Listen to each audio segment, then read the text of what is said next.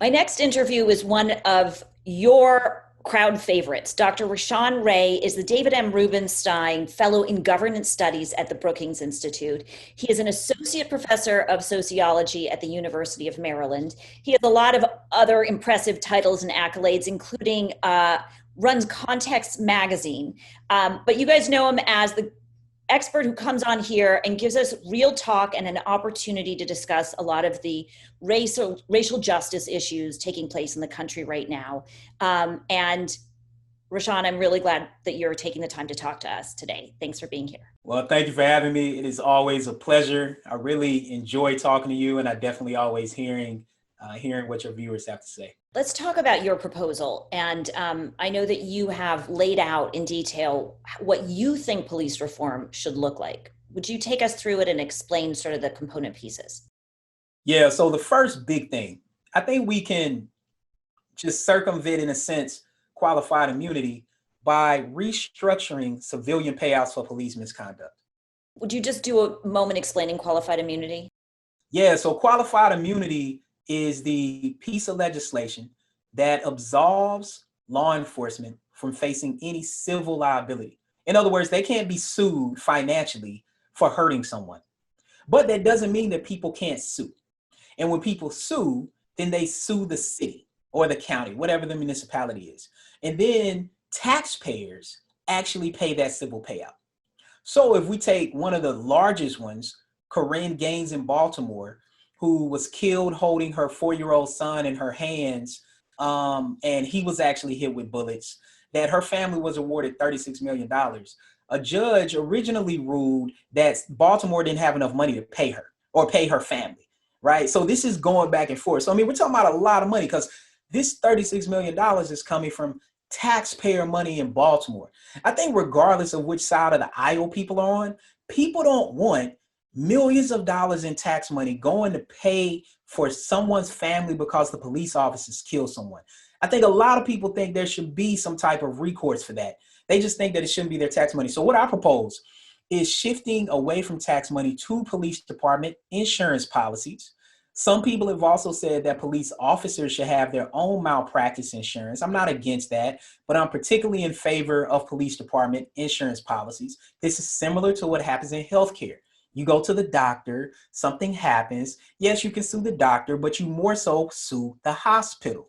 Then you get your civil payout for something that went wrong. Now, the municipality will still pay the policy, but what will happen is when the premium goes up, which for anybody who has teenagers knows is the case, you buy your 16-year-old a red car, your insurance is going to go up, right? Particularly if they have an accident. And so now all of a sudden, when the premium goes up, a police chief can say, Derek Chauvin, you've been costing us too much money. You've cost us X millions of dollars over the past 3 years. We can no longer afford to keep you on the force. So that's one big thing. The second big thing, I do think we need to reconsider qualified immunity, but then I also think that we need to focus on police officers themselves. Police officers are overworked. They are, they are overstressed. They're underpaid. I mean, law enforcement, I mean, I think it's the most difficult profession that we have in the United States. And I think it's particularly difficult in this period right now where they went from heroes to not being heroes in some people's eyes. And I think that's really difficult for people to make sense of. So some of your other proposals, walk us through a couple of the others. One is that people, after they have, I don't know what you call it, bad experiences, demerits, can't be promoted to other departments, or that this follows them. You call it transparency? So one big thing is to have a bad apples list so that when officers engage in police misconduct and they're found liable for police brutality, or they resign at the time that they are under investigation, that they get put on a list where they can no longer work in law enforcement. Tamir Rice might still be alive if this was the case. 17-year-old Antoine Rose in Pittsburgh might still be alive if this was the case. George Floyd might actually still be alive if this was the case because Derek Chauvin would have been on that list. Interestingly, Republicans and Democrats agree on that. That's something that should happen no matter what, but they're trying to pass these massive bills. The other things that I highlight is, we need a use of force database, and we need to know how many people are being killed by the police because researchers like myself can then analyze these data, not only highlight where places have just egregious disparities, but also places where there are no disparities. And then you know what we do? I love those places because we go study them. So when we have the data, we're like, wow, these 5 cities don't have any racial disparities when it comes to use of force. Why is that? Let's go study those police departments. They're doing something right. And then you take those best practices, you put them in a bottle, and you literally hand it out to every police department around the country and get them to do that. The other quick things are police officers need help with their own mental health. 80% of officers suffer from chronic stress. 90% never seek help for the stress that they experience. High levels of depression and anxiety. 1 out of 6 police officers report substance abuse problems. They also report alcoholism, and they rarely ever talk to anybody. It should be mandated for police officers to go to psychological counseling every quarter. They choose who they want to go to. They find their own person, but they should go talk to someone formally. And then finally, they need a housing mandate. Like, police officers should be required to live in the area, or at least near the area where they police, because they live in predominantly middle class and also predominantly white neighborhoods all the time. And so people who live in low income neighborhoods, people who live in predominantly Black neighborhoods, they're like, I know what good policing looks like. You experience it every single day in your neighborhood. In my neighborhood, those same people who live by you, who treat you like a neighbor, who treat you like a human being, don't treat us like that. And we think that that should happen. One of your requests or recommendations is that some of the NBA players actually advocate for some of these changes. Why are you calling on them to do it? Yeah, I think that what we've seen over the past, several years, but particularly recently, is NBA players and players from all major sports, from hockey to baseball to soccer to tennis. I mean, the WNBA has probably been one of the biggest proponents of this. And so part of thinking through this, they protested. They went on strike. They said, we're not going to perform a service. And then they were like, okay, now what? And so studying this for so long, and I talked to athletes quite a bit, I wanted to provide some guidance on what they might think about. One big one that I was saying is voting. I'm like, look, if you like some of the policies that are being passed that or that are being brought to attention that aren't being passed because they're being blocked in the Senate, then you need to get people out to vote. So what did they do? They say they're going to turn every arena in the NBA into a voting place. I mean, these are the types of things that are transformative. So what I laid out was thinking about civilian payouts for police misconduct. I talked about transparency. I also talked about the importance of NBA players investing in research that focuses on law enforcement and police officers, like we do at the Lab for Applied Social Science Research, to take an evidence-based approach to this issue. What you just described does not sound like defunding the police. Sometimes I talk to people who support defunding the police, and what they propose also does not sound like defunding the police. Can you help us understand, what does defunding the police really mean, and who's behind that effort? Yeah, so I wrote a piece at Brookings when this first blew up, and I simply said defunding the police means to reallocate funding. It does not mean to abolish. There's some people who try to say that it says that that's not what it means. And let me tell you how you know that's not what it means. Because when you say, what does defund the police mean? They say abolish. Well, you know what? They mean abolish. Like, they actually don't mean defund the police. Defund the police means to reallocate funding away from law enforcement to other social services. And honestly, it has a lot of credence. So when I performed my analysis, there were three specific reasons why. The first one had to do with the violent crime clearance rate. 40% of homicides go unsolved every year. 66% of rapes. About 70% of robberies and 50% of aggravated assaults. I mean, those numbers are abhorrent. I mean, we shouldn't accept any of those things, right? But part of the reason why it happens is because police officers have so many things they're trying to do, which get to calls for service. I mean, they're responding to everything under the sun. There are even some places that require police officers that when they're riding around, that they check for potholes. Now, as you know, in the DMV, I mean, that's a good thing. I mean, the DMV has so many potholes, your entire car will fall in them. But we don't want police officers doing that. The other thing, maybe we also don't want police officers responding to mental health or addiction calls. particularly the ones that are said that they're nonviolent, because police officers aren't specialized in that. If they are, we need a specialized unit. And I've seen some officers who are specialized in mental health, and they are phenomenal, but most officers are not.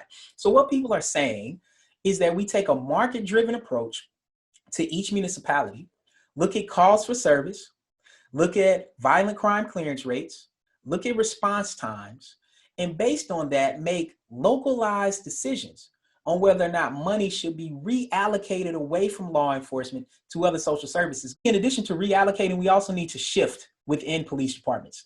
This shift within will get at housing, it will get at mental health. So for me, research suggests it's not simply about reallocating, which has merits. It's also about shifting within police departments to give police officers the resources they need to be whole humans. I don't know if this is too simple a question, but I would like to ask you, you hear all these members of the Trump administration come out on TV and say things like, America's not a racist. Well, Nikki Haley said America's not a racist country. She's formerly a member of the administration. And others say there is no systemic racism. There are bad individuals. Can you just give an example of what systemic racism is so that we understand what the debate is really about? Yeah, great question. I mean, so the bottom line is this, I'll try to break it down. Let's first start on an individual level because it's very easy for people to get. Individual level racism, we call it interpersonal racism. Somebody does something to somebody else. I do something to you because you're white, you just do something to me because I'm black. That's interpersonal racism, all right? And notice that I said that they could go both ways, so there's some people who say, well, only certain people can be racist. No, I think everybody can be racist. Like, it's about power behind your prejudiced attitudes. And that's where it gets dicey. But on the systemic level, what it means is that racism operates through our social institutions to affect our entire system. So let's take housing. A report just came out showing that Black households, and this is a repeated finding, that Black houses that look the same as white houses simply are valued less. All right, they are simply valued less. We also know that when Black people try to go get a home loan, typically based on the zip code that they give on where they might want to purchase, that they are less likely to get approved for a loan, and they get approved for less money. Okay, these sort of things are baked into the system of banking and lending. This is the reason why Bank of America during the Great Recession or afterwards had to pay millions and millions of dollars to Black and Latino households in Black and Latino communities because of bank fraud, essentially, because they were giving people bad loans. And so we see this process happening. Now, why does that matter? How does it become systemic after that? It becomes systemic because your neighborhood comes along with resources. Your neighborhood comes along with schools that have a certain set of resources, healthcare that has a certain set of resources, certain types of grocery stores. And now all of a sudden this becomes systemic in the sense that all aspects of your life are being impacted by one decision about whether or not you were approved or not that had to do with the zip code you gave and whether or not you're Black or not. Has any progress been made? I think that there has been some progress. I think the first big way we've seen progress is there has been increased accountability, particularly when we have video. We don't have video, things a little different. But even in Breonna Taylor's case, an officer was fired. The police chief in Louisville resigned. They banned no-knock warrants. I mean, there is change. I mean, these are huge changes to ban no-knock warrants. I mean, anybody can watch Chicago PD and see how no-knock warrants operates. I mean, they just bust up in your door. And even when they supposedly knock, they knock like where you really can't hear them. And then they say you didn't answer, they bust up in your house.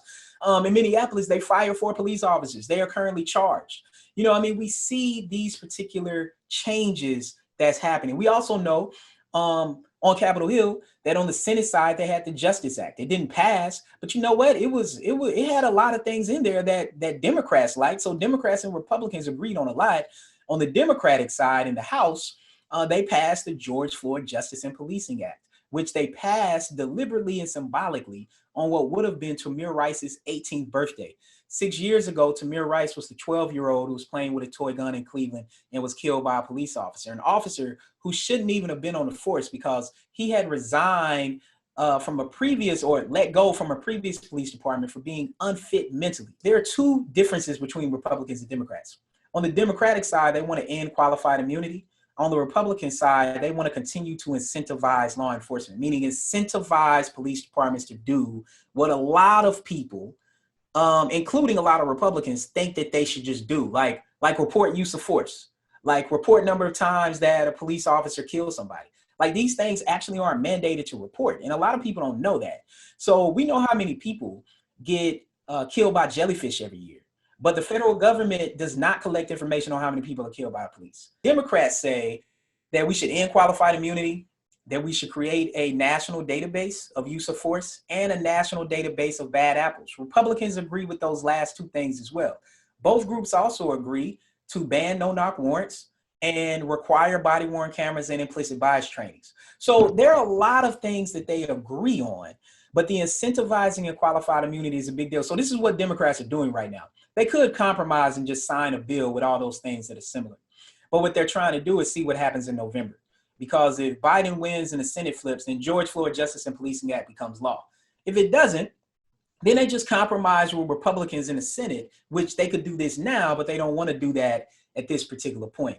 So, there are a lot of things that are happening, but what happens over the next, 60 days is going to matter a lot for how we think about policing. I think about what's happening in the world right now, and almost every conversation touches on your work in some way, whether it's health disparities in COVID, whether it's race and politics, whether it's the police and racial justice issues. So I imagine for you, this must be both an exhilarating time because all your work is so relevant and personally challenging. I'm wondering how you're coping with our current reality. Yeah, I appreciate that question. For me, I think I cope through my work. I've learned that as I've gotten older. So the more that I write, the more that I talk about it, the more cathartic it is, the more therapeutic it is. If I didn't have that outlet, I think I would literally feel like my head was about to explode because I couldn't get information out in the way that I think that it should come out, which is evidence-based, try to be as objective as possible. So I think that is the way I think about it on one hand. On the other hand, there are a lot of people who are like, hey, you're everywhere, you're doing all this stuff. And I'm like, look, I keep this in perspective because if you see me, that pretty much means a lot of people are dying. And, I'm very, very, very, very deliberate about that. To your point, we're talking about COVID. We're talking about policing. We're talking about, issues at the polls. Those are things that I study. I wish that I didn't have to study these things. My research has led me to these things. It wasn't like I necessarily started at these places. But what I aim to do is to take my research and say, okay, what are the policy solutions? What are the policy prescriptions that can help us move forward to a racially equitable society, to a democracy that everyone can have? And, I think in the grand scheme, what I try to do is, my kids help. They don't care what daddy's doing. I'm just daddy to them. And I love that, so hearing them gripe and moan and complain that we got to go on a walk in the morning or we got to ride bikes because they just want to play their video games. Or like earlier, I was having a phone call and one of my kids came downstairs and said, Daddy, will you fix me a vanilla milkshake with sprinkles? And it was like an important policy phone call with a policy maker. My kid didn't care, right? And I went to a little room in the house where no one was going to come down. Here he comes down being loud about a vanilla milkshake. And the person who I was on the phone with laughed. So I say all that to say I try to have balance. I keep it in perspective. And the main thing for me is that, look, my family, we can keep our kids at home. We still have jobs. We have the technology to remote learn our kids. A lot of people don't have those things. And so I really just try to keep it in perspective that as difficult as it is, just what can I do to not contribute to the rise in COVID cases? And then what can I do to just try to create some normalcy in my family's life? I would like to check in with you once more before the 60 days is up. Can we do that? Yes, let's do it. Okay.